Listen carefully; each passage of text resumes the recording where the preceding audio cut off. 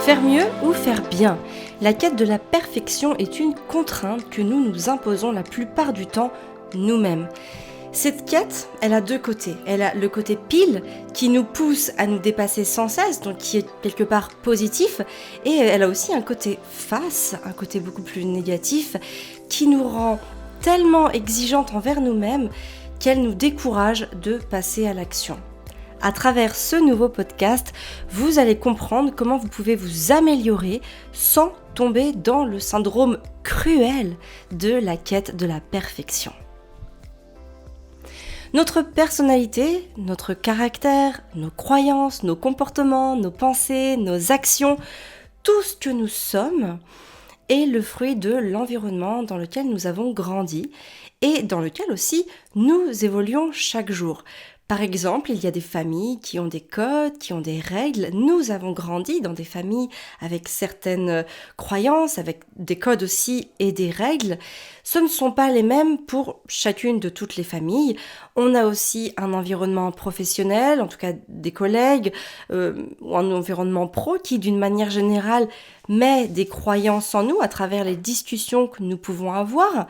Même les personnes aussi sur les réseaux sociaux que nous suivons nous montrent par exemple ce qu'ils font de bien ou en tout cas nous inculquent leurs croyances. Il faut savoir que c'est un système qui s'inscrit en nous, qui se construit, mais qui est bancal. Parce que ce n'est pas le reflet de la réalité. C'est une partie de la réalité, mais ce n'est pas l'entièreté de la réalité. Le vrai problème, c'est que chacun de nous a un bagage personnel qui le pousse à faire mieux et qui le pousse en fait finalement à faire mieux, mais ce pourquoi il vibre. Si par exemple tu veux t'investir à fond dans le zéro déchet, ou si par exemple tu suis des gens qui sont à fond dans le zéro déchet, ils ont sûrement un pourquoi qui est très très fort parce que ça vient remuer des choses profondes et des convictions profondes en eux, peut-être même qu'ils ont un entourage soutenant par rapport à ça, parce que voilà, ils vibrent pour ça, ils s'entourent de personnes qui vibrent pour ça. Et peut-être que, par exemple, ils ne sont pas forcément healthy dans leur manière de s'alimenter. Et à l'inverse, il y a certaines personnes qui sont extrêmement healthy, qui font extrêmement attention à ce qu'elles mangent, à ce qu'elles achètent, à la provenance des produits qu'elles achètent, etc., etc. Mais ces personnes-là ne seront pas zéro déchet. Il y a d'autres personnes qui vont faire plein de créations en couture, en tricot, en crochet, en cartonnage, en peinture, en dessin, en aquarelle, en bricolage, en jardinage, peu importe en fait, etc., etc. Mais par exemple, ces personnes-là ne se lanceront peut-être pas dans l'aventure entrepreneuriale qui exigera aussi beaucoup de temps et d'énergie. Et vice-versa, bien évidemment, et je pourrais pousser les exemples pendant encore plusieurs minutes, tellement il y en a. En fait, la personne qui va cumuler toutes ces choses-là, en tout cas toutes les choses qui te semblent fondamentales pour toi, sur lesquelles tu aimerais bien exercer, c'est les tableaux sur lesquels tu aimerais bien jouer, ce n'est pas possible, cette personne n'existe pas, il y a forcément des choses où elle lâche un petit peu de zeste, tout simplement parce que nous devons choisir nos combats. Nous ne pouvons pas être optimum sur absolument toutes les maillons de ce que l'on voudrait faire. Par exemple, moi je sais que j'ai utilisé des couches lavables pour Gaspard, mon deuxième enfant, mais je ne les ai pas utilisées pour Constance. Pourquoi ? Parce que Constance était mon troisième enfant et que finalement, quand elle est née, Gaspard était toujours en couche lavable et j'en ai eu marre de devoir faire autant de machines, j'en avais marre d'investir autant de temps et d'énergie pour laver mes couches lavables, ça me prenait beaucoup de temps et je préférais au contraire passer plus de temps avec mes enfants ou pour mon projet professionnel. Donc je ne pouvais pas tout faire. Il a fallu que je fasse un choix. Pour moi, ce renoncement n'a pas été une diminution de mes engagements, de mes convictions, de mes valeurs ou de mes croyances. C'est juste qu'à un moment, j'ai choisi aussi les combats qui me permettaient de pouvoir avancer sereinement sur notre chemin, en tout cas sur mon chemin. Et c'est exactement ce qu'il faut faire. Il faut vraiment penser de quelle manière on va pouvoir continuer son cheminement sans que cela ne gêne trop nos valeurs fondamentales, bien évidemment, que nous devons aussi nourrir, mais sans que cela ne devienne un casse-tête qui amène en nous une certaine forme de culpabilité. Il faut bien comprendre qu'au sein de nous-mêmes, au sein de chaque personne, il y a une dualité. J'aime bien cette image du petit diablotin et du petit angelot qui sont posés un petit peu là de chaque côté de nos épaules, parce que je crois sincèrement que c'est tout à fait le cas. Nous avons un diablotin qui se nourrit de nos pensées négatives et de notre culpabilité, nous pouvons vraiment le nourrir. Par exemple, il y en a qui aimeraient énormément créer des jouets formidables pour leurs enfants ou faire des activités extraordinaires avec eux. Mais finalement, ces mêmes personnes vont aussi avoir un travail prenant, par exemple, ou pas, mais en tout cas un travail qu'elles adorent, dans lequel elles aiment s'investir. Elles vont aussi aimer passer des journées ou des soirées avec leurs amis ou avec leurs conjoints. Et donc, qu'est-ce qui se passe à ce moment-là? Parce que c'est très difficile d'exceller sur tous les domaines. Alors, il va y avoir une dualité en elles qui va les pousser à culpabiliser, parce qu'elles vont se dire « Mais oui, je devrais fabriquer tel ou tel jouet. Quelle mère es-tu à ne pas faire ça au moins pour tes enfants? Non mais tu t'es vu, quelles sont tes priorités? Est-ce que tu as vu ce que tu fais passer en priorité? Mais comment est-ce que tu oses? De quel droit est-ce que tu préfères sortir avec tes copines plutôt de passer une soirée avec tes enfants ?» Ces choses-là, on se les pose, on se les est toutes posées et nous nous les poserons encore toutes dans notre vie parce que ce sont des pensées qui viennent résonner en nous et en général, ces pensées-là, elles viennent résonner en nous dans nos moments de fragilité parce qu'elles sont directement liées à la manière dont nous souhaitons nous définir. Mais finalement, on doit apprendre à ne plus les laisser nous atteindre ou en tout cas, pas dans un mode destructeur et offensif. Alors, lorsque ces pensées négatives vous gagnent, vous pouvez vous en servir comme guide personnel en vous posant les bonnes questions. Par exemple, est-ce que ce que je fais est vraiment important ou suis-je en train d'accorder trop d'importance à quelque chose qui n'en mérite pas? Et c'est fondamental de s'accepter entièrement, c'est-à-dire dans notre force autant que dans notre vulnérabilité. Pour s'accepter dans notre vulnérabilité, évidemment, la clé sera de se construire une solidité, une confiance en soi très forte. Et finalement, pour donner place, pour laisser place à cette confiance et à cette solidité intérieure, il y a un moment, et c'est souvent à ce moment-là qu'il faut le faire, il faut laisser la parole à l'angelot, qui est au-dessus de notre autre épaule. Et ce petit ange nous aide aussi à trouver les solutions quand on se retrouve pris au piège par nos pensées. Parce que votre petit ange, il connaît vos forces, vos qualités, vos valeurs. Lui, il est infaillible. Parfois, vous pouvez peut-être penser qu'il vous lâche, qu'il vous abandonne, qu'il vous fait défaut. En réalité, c'est juste parce que vous ne le laissez pas assez s'exprimer. Vous n'osez pas assez lui faire confiance. Vous ne lui laissez pas assez l'opportunité de vous aider. Et pourquoi est-ce que vous ne le laissez pas assez jouer son rôle? Eh bien, parce que vous cherchez sans cesse à faire mieux plutôt qu'à faire bien. À vouloir toujours faire mieux, vous en oubliez que vous êtes faillible et que l'erreur, non seulement elle ne vous détruira pas, ni ne vous rendra plus faible ou plus vulnérable, mais au contraire, elle vous permettra d'accepter qui vous êtes dans votre entièreté. Elle vous donnera les clés de la compréhension, elle vous offre l'opportunité de vous comprendre et de vous construire. Il y a quelque chose qui est assez extraordinaire dans la face négative du terme, c'est que dans notre société, en tout cas en France, l'erreur, elle n'est pas bien vue.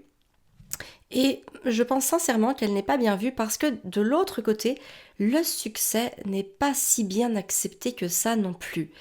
Les personnes qui connaissent un succès dans ce qu'elles font sont aussi parfois durement critiquées. Et donc forcément, les gens hésitent à se lancer de peur d'échouer, bien évidemment, mais aussi parfois de peur de réussir. Parce que la réussite va nous faire sortir aussi de cette norme prédéfinie de la société, là où on retrouve le plus de gens. Et donc, quelque part, ça nous fait peur aussi sortir de cette norme, de s'éloigner de la masse et de se retrouver un petit peu tout seul dans des pâturages un peu plus verts, un peu plus hauts, dans lesquels on pourrait aussi se faire croquer tout cru. Et je pense que vous pouvez méditer ça. L'erreur et le succès vont de pair. Les gens qui connaissent le succès savent accepter les erreurs, parce que l'un ne va pas sans l'autre. Si vous voulez du succès dans ce que vous faites, acceptez de faire des erreurs et d'être imparfaite. D'ailleurs, seuls les gens qui font des erreurs savent que l'on s'en relève, parce qu'évidemment, ils apprennent à se relever. Ça me fait penser, là, de manière très symbolique, à ce petit enfant qui va commencer à marcher. Il va tomber des centaines, peut-être même des milliers de fois avant de trouver l'équilibre et de commencer à faire un pas après l'autre. Et finalement, en grandissant, on perd cette capacité de se relever. Pourquoi ? Peut-être qu'on attend trop de facilité, parce qu'on a peur aussi d'y arriver justement et de se retrouver un petit peu seul dans cette réussite. En tout cas, il y a quelque chose à réfléchir là-dessus qui peut vraiment vous aider dans vos quotidiens. On vit vraiment dans une société où la perfection en plus devient la norme. Et ça, c'est très difficile à accepter. Il suffit d'allumer la télévision, de regarder des émissions, des magazines par exemple, de décoration, de jardinage, de loisirs créatifs.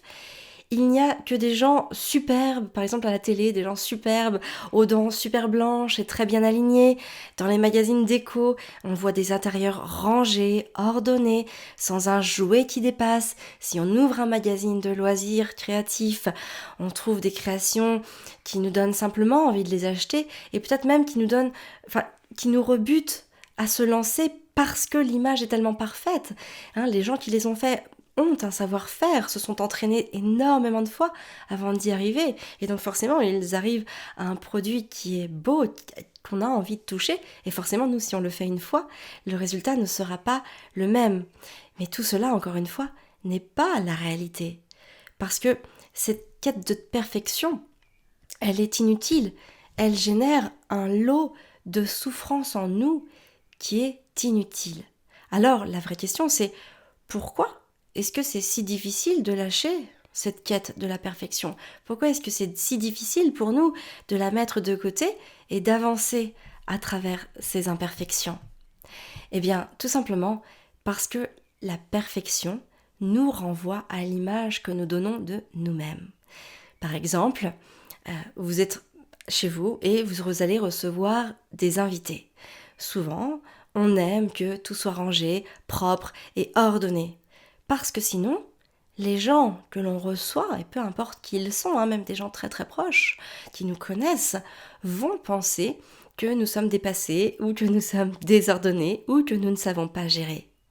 En vrai, dans la réalité, passe à l'improviste chez n'importe qui, chez des amis, ou peu importe, en tout cas qui ont des enfants, en tout cas on s'entend, et finalement vous verrez que l'herbe n'est pas plus verte chez eux.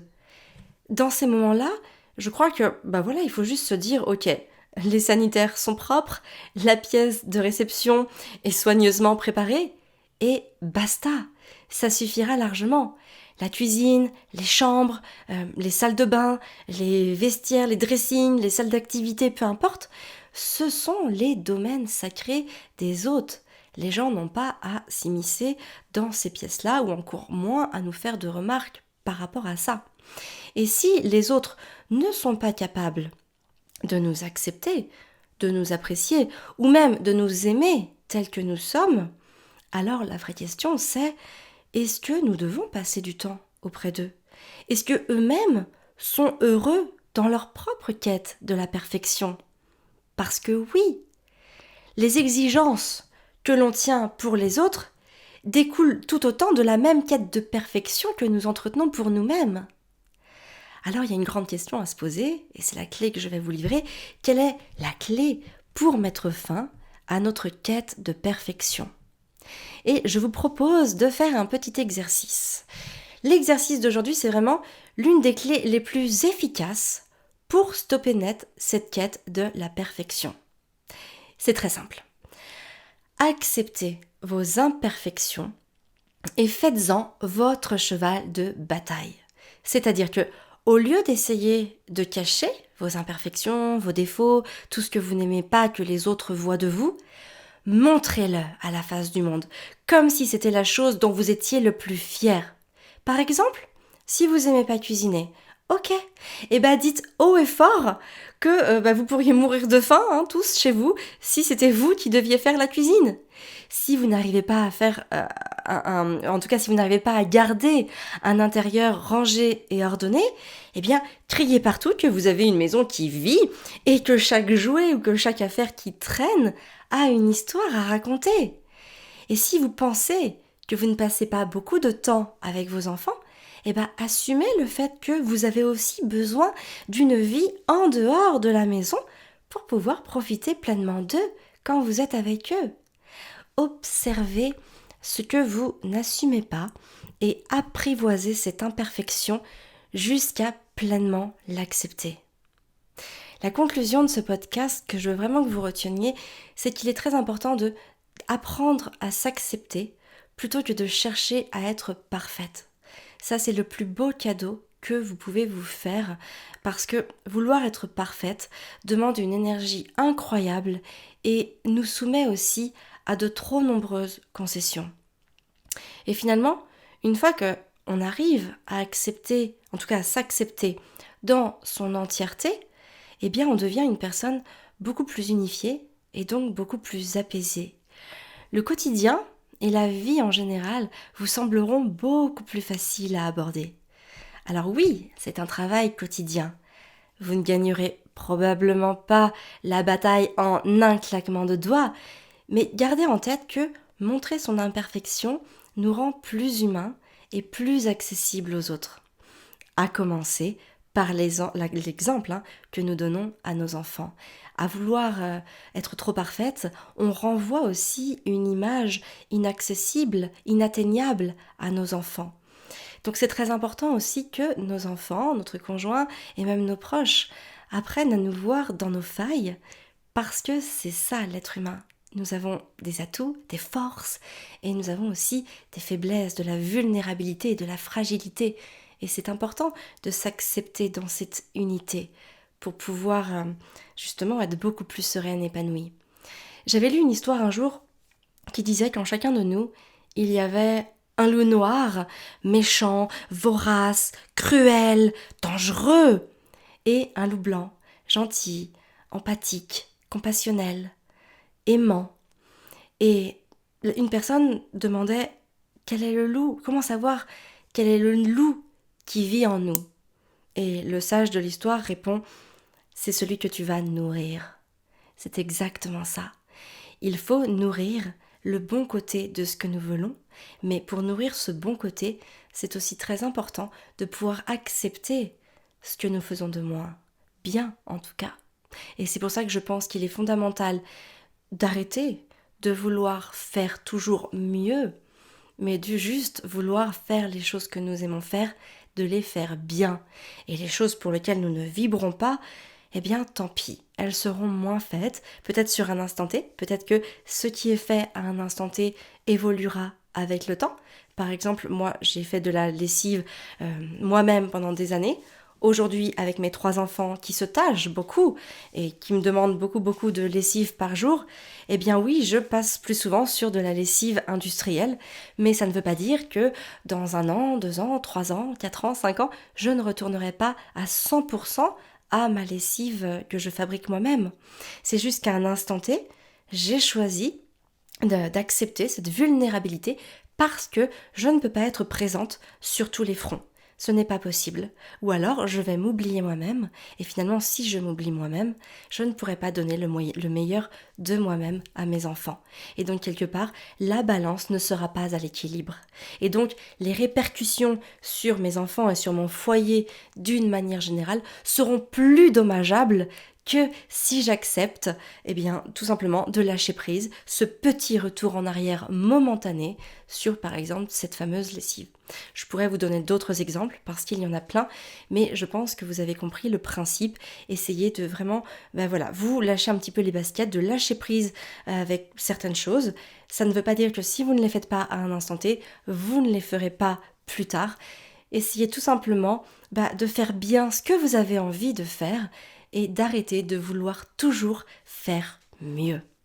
Voilà, vous retrouverez bien sûr les notes rédigées de ce podcast dans la lettre Famille épanouie que nous envoyons tous les dimanches soirs à 20h. Dans cette lettre, vous retrouverez aussi un mantra qui va inspirer positivement votre vie ou en tout cas votre journée et une recette saine de saison et gourmande bien sûr que vous pourrez préparer en quelques minutes seulement. Pour vous inscrire à la lettre Famille épanouie et être sûr de la recevoir, le lien c'est www.famille-épanouie.fr/lettre. Pensez à regarder dans vos éléments indésirables. Parfois ça arrive que la lettre soit envoyée et directement mise dans vos éléments indésirables. Donc n'hésitez pas à aller jeter un petit coup d'œil et à nous remettre dans votre liste favorite pour être sûr de les recevoir. Moi je vous donne rendez-vous jeudi prochain pour un nouveau podcast. Merci de m'avoir écouté, merci pour votre confiance. Sachez que si vous aimez ce podcast, n'hésitez pas à le noter et à mettre un commentaire sur ce qu'il vous apporte. C'est aussi le meilleur moyen de soutenir et d'encourager mon travail. Je vous souhaite une très belle journée, prenez soin de vous et de vos enfants.